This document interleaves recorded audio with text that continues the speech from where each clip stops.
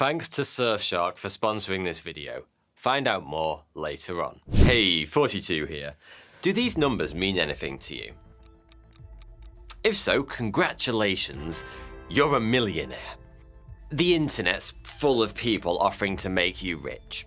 But however much that single mother made in just 3 months online, or whatever that Nigerian prince is offering to you, as soon as you wire him your investment, I guarantee it won't be a patch on what this simple set of numbers could net you.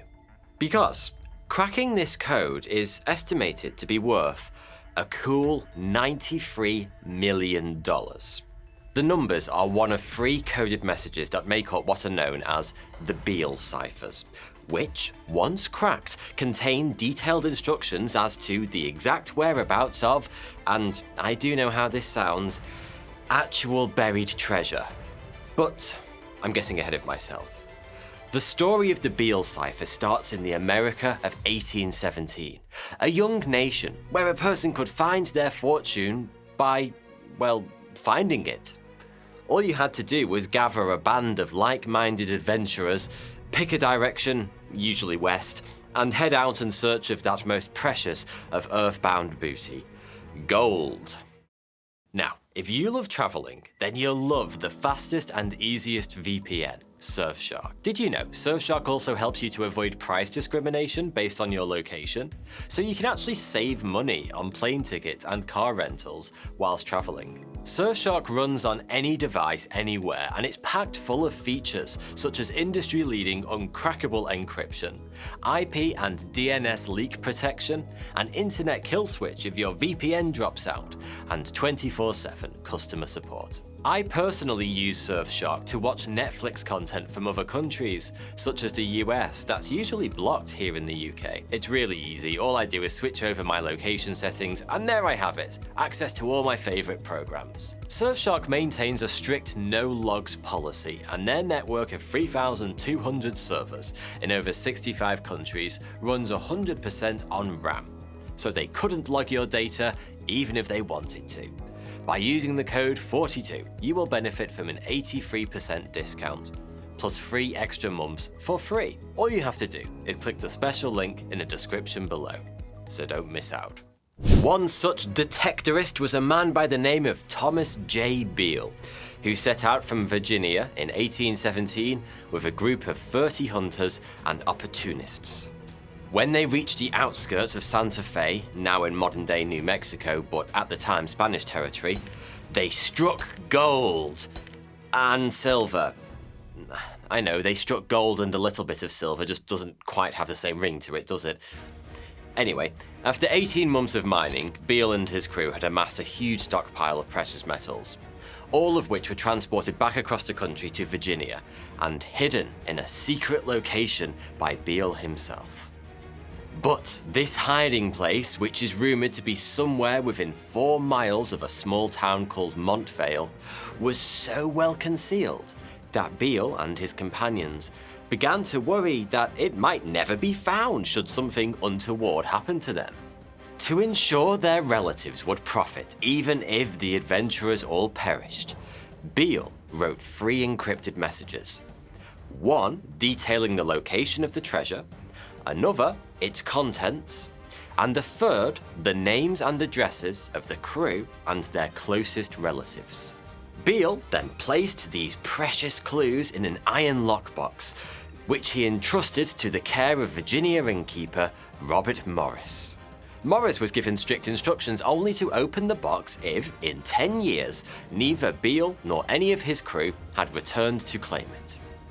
Now, I've known a fair few innkeepers in my time, and every single one of them would have had that lockbox open before Beale had even left the building. But it seems Robert Morris was a man of strict morals. Perhaps a little too strict, even, because for some reason, he left the lockbox untouched for 23 years before opening it. Whether he was forgetful, pathologically incurious, or just really needed it to stand on to reach that one high shelf, I guess we'll never know. What we do know is that, being an innkeeper with understandably limited cryptography skills, Morris himself had no luck decoding the riddles, despite spending the final 2 decades of his life trying. Beale had been supposed to mail Morris the key to the ciphers, but he never did. And by the 1860s, Morris was beginning to realise he'd missed his chance to find the fortune. Instead of letting the secret of the ciphers die with him, he passed them on to a brainy friend of his. The identity of this arch-puzzler has been lost to the sands of time. But whoever he was, before long, he'd made a breakthrough. A big one. He solved the second cipher. It turned out to be a straightforward substitution cipher that used the US Declaration of Independence as its key. When each number in the cipher was replaced with the first letter of the corresponding word in the famous 1776 pronouncement, the true meaning of the text revealed itself. The secret message contained information about the amount of hidden treasure, about how it was hidden, and even a few intriguing teasers about the other ciphers. But not, unfortunately, that all-important location.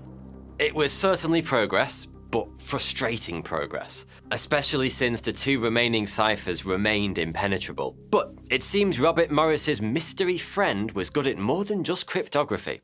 Because rather than bang his head up against a wall for a few decades, as Morris had, he found a new way to profit from the ciphers. He sold them. Now, you might be picturing some kind of grand auction with rich types offering crazy money for the codes. But Morris's friends didn't sell the ciphers to the highest bidder. He sold them to everyone.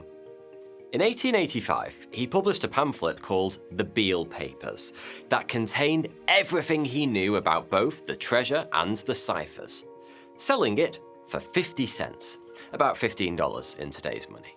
The document was an immediate success, and copies of the Beale Papers flew off the shelves in stores all across Virginia.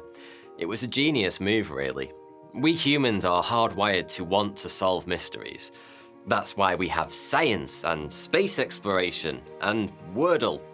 We also love the idea that we're special, fated somehow to score big where others have failed. But perhaps most importantly of all, people just really want to get rich, and they want to do it quick. Unsolved, Beale's ciphers were essentially worthless. But the elusive dream they represented, well, that was something people would pay for. Nobody knows exactly how many would-be adventurers have spent serious time searching for the treasure, but it's most certainly hundreds, and very probably many thousands. Some people hired mediums and spiritualists in an attempt to divine the location of the loot. Others tried their luck with dowsing rods or by consulting their inner eyes. In more recent years, well-financed treasure hunters have descended on Montvale with bulldozers and explosives. People have dug up graves, trespassed on private property, and made a load of giant holes in the ground. And, of course, untold numbers of man-hours have been spent trying to solve the ciphers themselves. Assuming the unsolved codes are likely substitution ciphers too, all manner of different source texts have been tested, including, but not limited to, the Louisiana Purchase, most of Shakespeare's plays, the Magna Carta, the US Constitution, the Lord's Prayer, the Book of Psalms, and the page-turner that is the Molasses Act of 1733. Despite all this effort, the solutions to the first and third ciphers has never been revealed. Until now. Just kidding. Sorry. As of today, more than 130 years since the publication of the Beale Papers, the ciphers remain as indecipherable as ever, and the treasure is still out there, somewhere, unclaimed. But before you grab yourself a copy of the Virginia Gazette 1821 edition and settle in for a night of word counting, I should probably point out that there's reason to believe this story of buried treasure may be a little too good to be true. For starters, it's very hard to find any evidence that Beale and his merry band of explorers actually existed in the first place. Which is odd, given the size of the party, and the fact that where they were headed, the western frontier, was highly likely to get them arrested for trespassing on foreign soil. You'd have thought a journey like that would have left a footprint. But from what historians have been able to tell, well, it didn't. Then there's the linguistic analysis of the surviving documents. Experts have compared the writing in several letters purportedly written by Beale to that found in the Beale papers, which were of course written decades after his death, and found remarkable similarities. Both authors made near identical grammatical errors and wrote in a very similar style, suggesting they may in fact have been one and the same person. Beale's letters also contain several words, including stampede and improvise, that don't seem to have even been used in the 1820s. Even more evidence that this pamphlet, published more than 60 years after the events it supposedly described, is nothing more than a fiction designed to sell copies. Okay, so the Beale ciphers were just one big hoax designed to sell a few expensive pamphlets. Well, maybe, but also maybe not. The trouble is, the evidence that suggests the Beale papers were a hoax isn't exactly cast iron. Sure, you'd have thought some record of Beale and his crew's expedition would have survived. But hey, this did all happen 200 years ago. And whilst the linguistic analysis is certainly interesting, it also doesn't really prove anything. Nobody knows exactly which words were in use in the 1820s. We can map the introduction of new ones by seeing when they crop up in historical texts. But that's only ever going to give us a rough approximation of true timelines. And for every piece of evidence casting doubt on the veracity of the Beale papers, there's a tantalizing hint that the whole story might just be real. Whilst no record of the expedition itself has survived, a certain Thomas Beale was listed amongst the customers of the St. Louis postmaster in 1820. St. Louis is located in Missouri, which would almost certainly have been on Beale's route from Virginia to the frontier. There's even a Native American legend dating to the 1820s that speaks of gold being discovered in the west and buried in the east. Of course, none of this is remotely cast iron either, but so long as there's the tiniest reason to believe the ciphers might hold the key to unimaginable wealth, people will continue to try and solve them. And we aren't just talking about a few deluded dreamers hoping for a miracle here.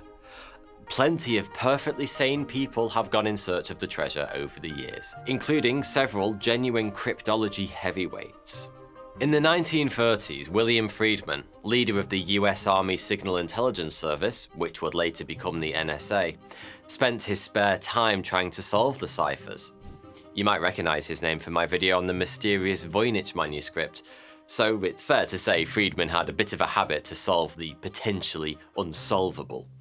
At one point, he believed himself close enough to cracking the Beale ciphers that he got his lawyer to write up an agreement in case he succeeded.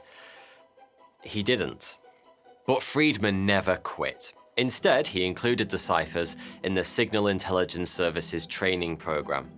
One SIS cryptologist who helped crack Japan's purple cipher machine in World War II decided the ciphers were probably phony. But Friedman himself was a little more Jekyll and Hyde on the subject. He once famously said that on Mondays, Wednesdays, and Fridays, he thought the whole thing was real, and on Tuesdays, Thursdays, and Saturdays, he thought it was a hoax. I imagine he was a pretty hard man to live with.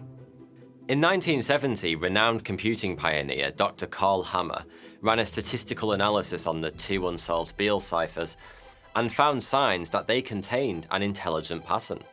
He was so excited by this discovery that he went on to found the Beale Cipher Association, or BCA, an organization dedicated to solving the mystery of the Beale papers.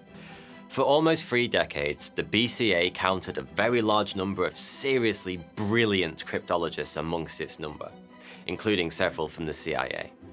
But As the decades rolled by without any sort of meaningful breakthrough, the BCA seem to have decided they CBA after all. Not that interest in the mystery has ever totally gone away, but even as similar high-profile ciphers from years past, like those left by the Zodiac Killer, have begun to be solved, the Beale ciphers have proven themselves to be unbreakable. Whether that's because they're just a random bunch of numbers dreamt up by some guy as a genius way to make some fast cash, or because we simply haven't found the right key yet.